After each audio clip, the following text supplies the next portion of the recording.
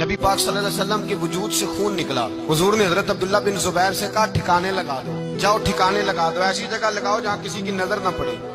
خون بہتا ہوا خون حرام ہے, قرآن پاک نے بیان کیا ہے. کہا ٹھکانے لگا دو.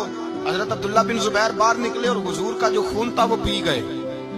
حضور نے کہا تھا پی لینا, کیا کہا تھا؟ ٹھکانے لگا دو. پی گئے. واپس آئے تو مصطفیٰ نے فرمایا کہاں ٹھکانے لگایا؟ کہا یا رسول اللہ ایسی جگہ جہاں کسی کی نظر نہیں پڑے گی, ایسی جگہ جہاں کسی کی نظر نہیں پڑے گی. حضور نے فرمایا پی گئے ہو؟ کہا حضور پی گیا ہوں. فرمایا جاؤ, نبی کا وعدہ ہے تمہارے وجود کو جہنم کی آگ چھوئے گی بھی نہیں. ایک دن حضرت عمر فاروق جناب ابو بکر صدیق سے ملنے آئے. کہنے لگے ابو بکر ایک کام سے آیا ہوں. ابو عمر کہو.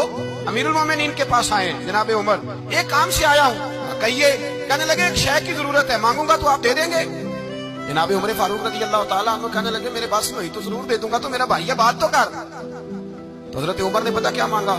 کہنے لگے ابو بکر وہ جو غار ثور میں تم 3 دن حضور کے ساتھ رہے ہو نا, میں 3 راتیں نہیں مانگتا, ان میں سے مجھے 1 رات دے دو. اور کیا لفظ ہیں, کیا حسن ہے. کہنے لگے عمر کی زندگی کی ساری نیکیاں لے لو, 3 راتوں میں سے 1 رات مجھے دے دو, 1 رات مجھے دے دو. حضرت ابو بکر صدیق رضی اللہ تعالیٰ عنہ رو پڑے.